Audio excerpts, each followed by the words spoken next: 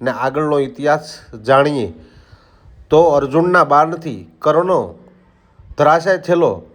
તેથી કૃષ્ણ ભગવાન ને અર્જુન 5 ડગલા આગળ આવીને પૂછ્યું, મારા જન્મથી જ આ દુર્ભાગ્ય લઈને હું જન્મ થયો, એટલે મારી સાથે આ ઘટના ઘટાઈ હતી. હવે હું એવું ઈચ્છું છું કે આ ઘટના મારા આગલા જન્મમાં. લાલજીભાઈ ને મારી ચેનલમાં તમારું હાર્દિક સ્વાગત છે. પહેલાં તો બધાને જય માતાજી, જય શ્રી કૃષ્ણ, હર હર મહાદેવ. તો આજે સુરતની તમને એવી સફર કરાવવાની છે કે તમે સુરત કોઈ જોયું ન હોય ને એવી જગ્યાએ હું લઈને જવાનો છું. એટલે કન્ટિન્યુ મારા બ્લોગની અંદર બના રહ્યો. અત્યારે હાલ ઊભો રહી ગયો છું હું તાપીના પુલ ઉપર. સાંજના વાગવા આવ્યા છે 7, પણ આજ તમને એવી જગ્યાના દર્શન કરાવવાના છે ને કે ભાઈ ફર્સ્ટ ક્લાસ. એટલે મારા બ્લોગની અંદર કન્ટિન્યુ બના રહ્યો છું. આ તાપીનો પુલ છે, મારો પાછળનું લોકેશન તમે જોતા હશો. અને આ તાપી નદી છે, બરોબર. એટલે ખાસ કરીને મારા બ્લોગની અંદર ઠેઠ સુધી બના રહ્યો કન્ટિન્યુ. આપણે અહીંયા આવીને બ્લોગ છે સ્ટાર્ટ કરી દીધો છે. તાપી ઉપર ઊભા રહે, તાપીના પુલ ઉપર ઊભા રહી ગયા છે. તો ખાસ તમને એવી જગ્યાએ આ દર્શન કરાવવા લઈ જવાનું છે ને. એટલે આનો ઇતિહાસ મહાભારતની હારે જોડાયેલો છે. એટલે ખાસ મારા બ્લોગમાં જોડા. હાલો મિત્રો, હું સુરતથી લાલજીભાઈને મારી યુટ્યુબ ચેનલમાં તમારું બધાનું હાર્દિક સ્વાગત છે. પહેલાં તો બધાને જય માતાજી, જય શ્રી કૃષ્ણ, હર હર મહાદેવ. આજે આપણે તરણપાળના વડની ઇતિહાસ વિશેની વાત જાણવાની હતી. આ તરણપાળનો વડ સુરતની અંદર તાપી નદીને કિનારે ને અશ્વિની કુમારના મંદિરની બાજુમાં એક્ઝેક્ટ આવેલો છે. તો ચાલો આપણે વિડીયોને ચાલુ કરીએ ને આગળનો ઇતિહાસ જાણીએ તો અર્જુનના બાણથી કર્ણનો ધરાશાય થયેલો. તેથી કૃષ્ણ ભગવાન ને અર્જુન 5 ડગલા આગળ આવીને પૂછ્યું કે બોલ કર્ણ, તારી અંતિમ ઈચ્છા શું છે ને તારા જીવને મોક્ષ મળે એવું તું માગ. તો કૃષ્ણ ભગવાનને ખબર હતી કે કર્ણ દુર્યોધન વિશે તો કાંઈ માગવાનો નથી માગવાનો કાંઈ રાજને પાઠ. તો કર્ણે કીધું, પ્રભુ મારી અંતિમ ઈચ્છા એક છે કે મારો અગ્નિ સંસ્કાર જ્યાં કુંવારી જગ્યા હોય ને ત્યાં થાય. પ્રભુ હું તમારી પાસે માગી રહ્યો છું. આવો એક મારું ઓલું છે. કેમ કે મને કુંવારી માતાએ જન્મ આપ્યો હતો, એટલે મારી ઈચ્છા એ છે કે કુંવારી જગ્યા હોય ને ના મારો અંતિમ સંસ્કાર થાય.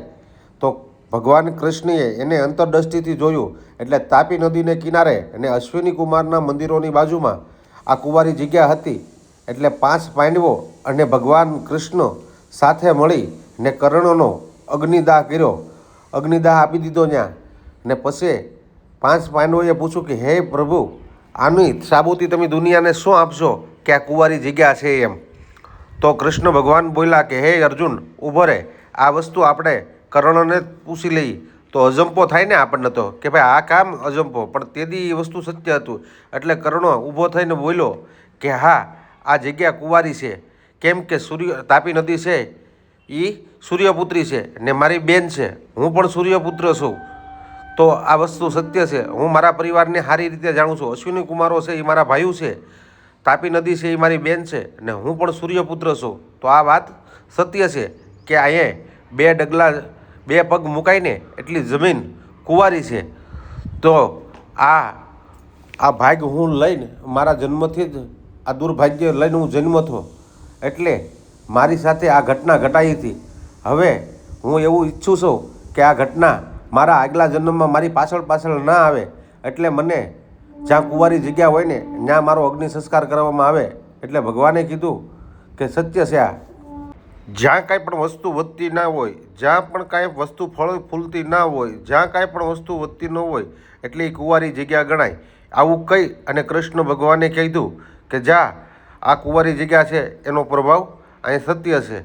એટલે 5 પાંડવોએ પાછું પૂછ્યું કે હે ભગવાન, આ છે આનું સાબુતી શું. એટલે કૃષ્ણ ભગવાને કીધું કે આની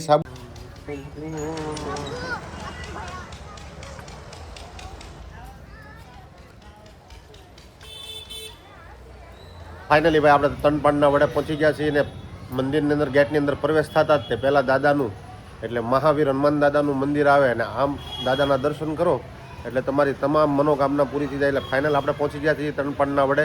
હવે હું તમને પણ દર્શન કરાવી દઉં છું. તો મારા વિડીયોની અંદર ફર્સ્ટ ક્લાસ દાદાના દર્શન કરો, બરાબર. જો આ રીતે જગ્યા છે ને બાજુમાં એક છે ને મસ્ત સરસ મજાનું ગૌશાળા પણ આવેલું છે. તો હમણાં તમને ગૌશાળાના દર્શન કરાવી દઉં. અહીંયા સરસ મજાનું ગૌશાળા છે, મેં તમને ગૌશાળાને હું દર્શન કરાવી દઉં. દેશી ગાયું છે બધી, તો મસ્ત એટલે મસ્ત ગાયું છે, બહુ મસ્ત બરાબર. સરસ મજાની આરતી શરૂ થઈ ગઈ છે ને હવે આપણે આરતીના પણ તમને દર્શન કરાવી દો. જો આ ગાયું છે બધું. ચાલો હવે મંદિરની અંદર ત્રણ પાટના વડની અંદર આ રીતે ગેટ છે ને આરતી ચાલુ થઈ ગઈ છે. સાંજના વાગી જશે 7:15 જેવું. બ્લોક આખો નિહાળજો, જોયા લાયક બ્લોક બનશે. સુરતમાં એવી જગ્યાએ આવેલું છે તાપીના કિનારા પર ને આની હારે મહાભારતનો ઇતિહાસ આખો જોડાયેલો છે. એટલે આપણા બ્લોકમાં કન્ટિન્યુ બના રહેજો. એ તમને ઘણી વસ્તુ બતાવવાની છે ખાસ, એટલે મંદિરમાં બના રહેજો. ફાઇનલી ભાઈ આરતી ચાલુ હતી ને આરતીના દર્શન મેં તમને કરાવી દીધા છે ને હવે છે ને તમને બધા મંદિરના ટોટલ મંદિરના, કેમ કે અંદર ગર્ભગૃહની અંદર આવતા બહુ મંદિર જાજા છે, તો ખાસ કરીને અંદર ગર્ભગૃહની અંદર મંદિર એટલે પુષ્કળ મંદિર છે. અને પહેલું તે રામચંદ્ર ભગવાનજીનું મંદિર છે, એના દર્શન હું તમને કરાવું છું. જોઈ લો, ફર્સ્ટ ક્લાસ, બરોબર. ને આ જગ્યા છે મહાભારતના ઇતિહાસ સાથે જોડાયેલી, એટલે ખાસ કરીને તમે દર્શન કરી લેજો. કેમ કે અહીંયા શ્રી કૃષ્ણ ભગવાન ને કર્ણને જે અગ્નિ સંસ્કાર આપવામાં આવ્યો હતો ને એ જગ્યા છે.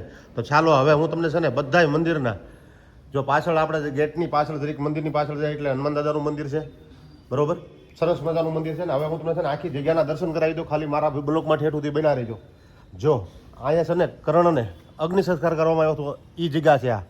આ જગ્યાનું તમે નિહાળી રહ્યા છો, એ જગ્યા છે ફર્સ્ટ ક્લાસ. તો ખાસ કરીને મારા બ્લોકને આંખો નિહાળીજો, બરોબર. જોઈ લીજો, આ ત્રણ પાનનો વડ કહેવાય ને એ વડ છે. આ અત્યારે હા રાત પડી ગઈ છે એટલે તમને બહુ સુખું તો નહીં બતાય, પણ રાત થઈ ગઈ છે, 8 વાગી ગયા છે. ત્રણ પાનનો વડ છે ને અહીંયા માણસો બહુ દર્શન કરવા ભાઈ આવે, એટલે ખાસ કરીને માતાજીને નિહાળજો. ને ભાઈ કર્ણની જગ્યા છે એટલે ખાસ કરીને તમે નિહાળી લેજો.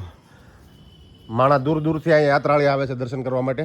ને હવે હું તમને છે ને આ જગ્યાના ગર્ભગૃહના આખા કરાવી દઉં, એટલે ખાસ કરીને મારા બ્લોકમાં ઠેઠ સુધી બનાવી રહ્યો. જો અહીંયા આપણે ટાટ થતા સૂર્ય ભગવાનનું મંદિર છે, સૂર્યનારાયણ છે, ફર્સ્ટ ક્લાસ. એના દર્શન કરી લો, બરોબર. મસ્ત છે ને મંદિર, કાંઈ ઘટેની ઠેઠ સુધી બનાવી રહ્યો બ્લોકમાં આખું બધા દેવ દર્શન. ને અહીંયા તો ભાઈ મહાકાળીમાં બિરાજમાન થઈ ગયેલા છે.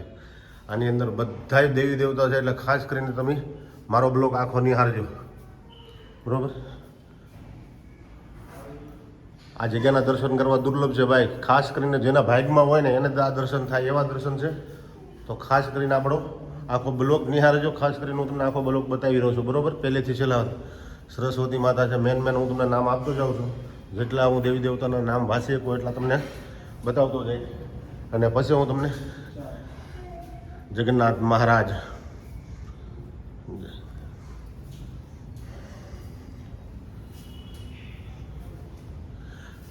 ભવાની શંકર મહાદેવ, જય માતાજી.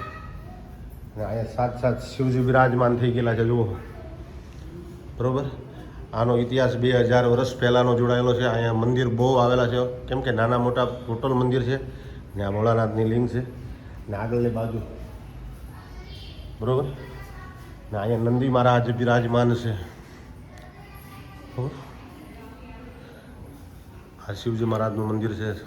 હર હર મહાદેવ, બરોબર.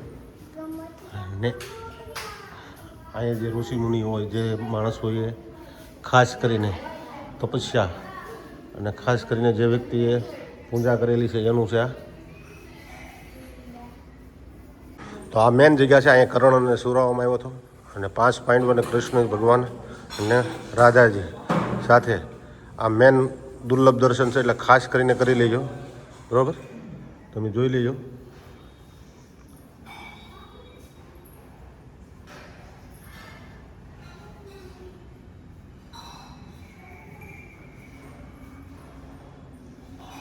કર્ણભૂમિ છે ભાઈ આ પેલો છે, એટલે ખાસ કરીને આનો ઇતિહાસ દર્શન કરાવી દીધા. એટલે ખાસ કરીને મારા બ્લોગ આખો નિહાળજો. સારું લાગે તો લાઈક, કોમેન્ટ ને શેર કરી દેજો ને સબસ્ક્રાઈબ કરી દેજો. તો મેં તમને સરસ મજાના દર્શન કરાવી દીધા ને, કેવા લાગ્યા ખાસ કરીને મારા વિડીયોમાં કોમેન્ટ કરજો ને કોમેન્ટમાં જય શ્રી કૃષ્ણ લખજો. આ ઇતિહાસ છે ને ભાઈ મહાભારતની હારે જોડાયેલો છે. આ ઝાઝા વર્ષો એટલે 2000 વર્ષ રહી ગયા છે આ ઇતિહાસને, ઝાઝા વર્ષોથી. કેમ કે અહીંયા કર્ણને અગ્નિદાહ દેવામાં આવ્યો હતો. એ જગ્યા પર આપણે હાલમાં છીએ અત્યારે. એટલે જેટલું આપણે આનું જાણ્યું છે ને એટલું મેં તમને બતાવ્યું છે મારા બ્લોગની અંદર. એટલે ખાસ કરીને મારો બ્લોગ જુઓ ને તો લાઈક કરજો, કોમેન્ટ કરજો ને શેર કરજો. ખાસ કરીને આખો બ્લોગ આ જગ્યાની અંદર જેટલી વસ્તુ હતી ને મેં તમને બતાવી દીધી છે. આ બ્લોગ આપણે અહીં પૂરો કરવો છે. પાછા મળશું એક નવા બ્લોગ સાથે. ત્યાં સુધી હર હર મહાદેવ, જય શ્રી કૃષ્ણ, જય વસરાજ.